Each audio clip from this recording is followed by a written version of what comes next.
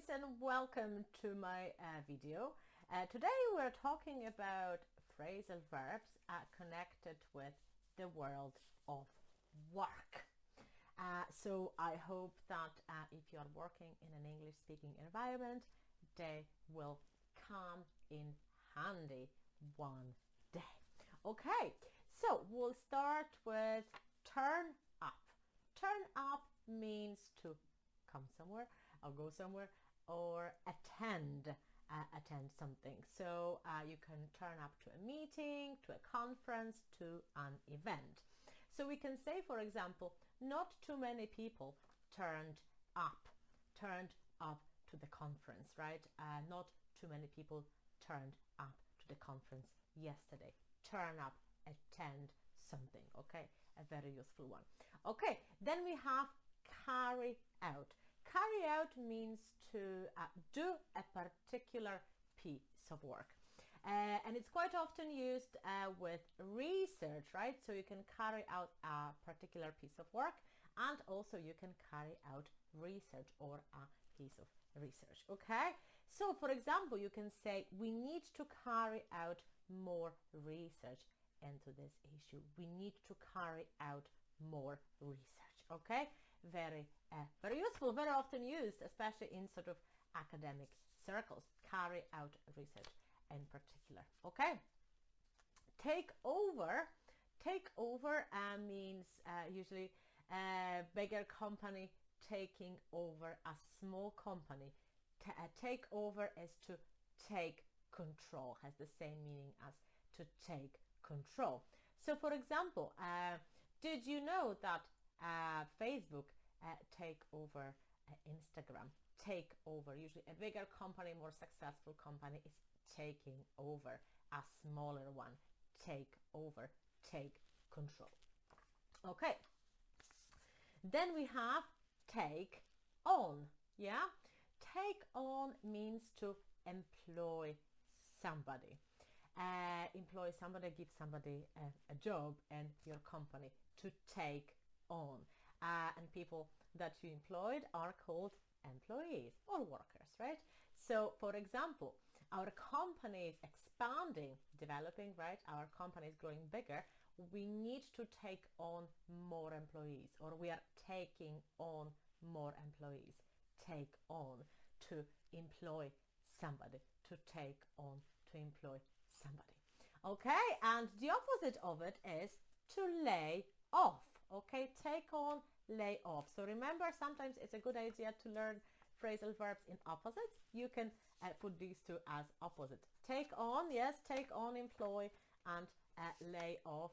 The opposite means to dismiss. Okay, so if in the previous example we had the company taking on new employees, in this situation, maybe due to the economic crisis, economic downturn, the company is laying people off. Okay, so due to some financial difficulties, a lot of employees, a lot of workers were laid off. Yes, it's usually a group of people. It could be group redundancies, not necessarily, but that's the most common context. People were laid off. A lot of people were laid off, or the company is laying people off. Okay, or you can say about yourself, I was laid off last year. Okay, for example, that means I was dismissed. Okay, hand in. So hand in means to give something to a person in a position of authority. Okay, so it could be your boss, your line manager, your supervisor, could be your teacher as well. Okay, and anybody in the position of authority. Hand in is to give something to somebody. So you can hand in your reports, your assignments if you're a student, or even your keys. Yes, at the end of your shift you need to hand in your keys. So let us think of an example from the world of work. You can say, you can hear a sentence, all reports must be handed in by Friday. Yes, so that means that you have to hand in your report by Friday. That means give it to your line manager or give it to your boss. To hand in. Okay, cool. The next one is to fill in for somebody. Fill in for means to cover for somebody. Maybe somebody's on their break or on sick leave or on maternity leave or for any reason not there, you fill in for somebody. You sort of step in and take the place temporarily, of course. Temporarily, it's just a temporary situation, right? You fill in for somebody. Okay, so somebody might ask you, maybe they're going on a break, and they say, oh, could you fill in for me, please? Okay, or maybe Jane is on maternity leave and Sam is filling in for her, and she's doing a pretty good job actually. So yes, fill in for somebody. So Sam is filling in for Jane, who is on maternity leave. She's filling in for her. Okay, to fill in for somebody. Very useful one, a very useful phrasal verb, and one of those difficult ones with two bits there, yeah, with two prepositions, a bit difficult to remember sometimes. Fill in for, you need two of those to make a complete phrasal verb. So study this one carefully. Okay, then we have call off. We've had this one I think before. Call off, it's not very good. That means that something is cancelled. Yes, so a meeting can be called off, a conference, an event, a flight, anything, a party. Oh yeah, anything can be called off. That means it is cancelled, right? So it is actually it's not happening. Okay, so you can say, oh sorry, well I am late, for example, because maybe my taxi was cancelled. Yes, a lot of events were cancelled because of coronavirus. Yes, a lot of conferences and events and concerts were called off,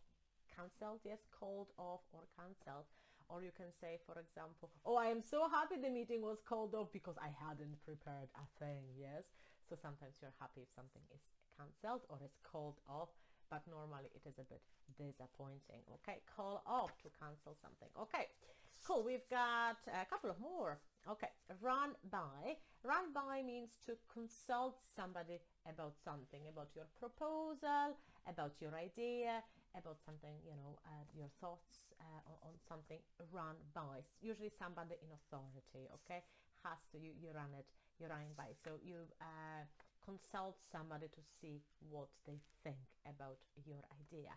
So, for example, you can have a sentence such as, I really like your idea, but you have to run it by your line manager. Okay, I really like your idea, but you have to run it by your line manager. Run by somebody. That means to consult somebody. Yeah. See what they say. Oh, and the last two are a bit sort of nice.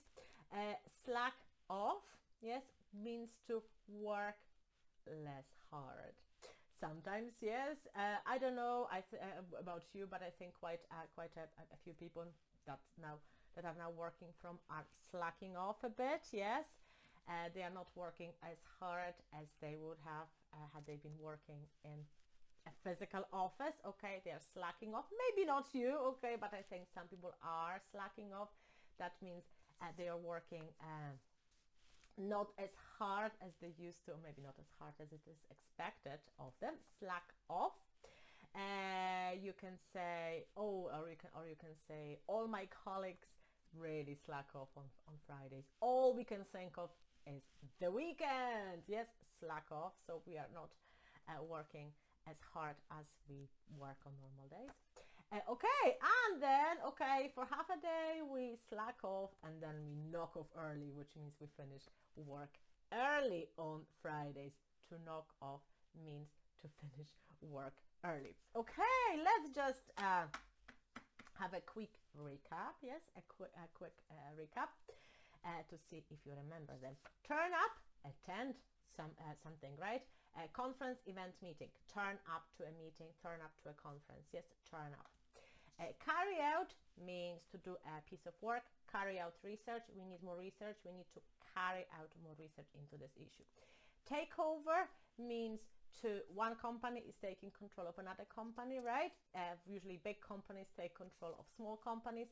Take on, employ people. We are growing bigger. We are taking on more people. the opposite, sorry. Yeah, we have problems. We are laying off employees, laying off workers. Hand in, give something to a person in authority, keys, reports, assignments, whatever, right? Hand in. Fill in for, cover for somebody. So somebody's on leave, on maternity, on a break. I am filling in for Sam, who is on maternity leave. Call off, cancel. Yes, a meeting was cancelled, was called off, a concert was called off, call off, cancel. Run by, consult somebody to see what they think about something, run by, okay? I have a good idea, but I have to run it by the CEO. Slack off, work less hard. Most of us slack off on Fridays, I know, just before the weekend. And then first we slack off and then we knock off early. Okay, guys, so that's all for today. These are all our working idioms. Hope you'll find them useful. Please now study the chapter, and then you can practice again. Okay, bye.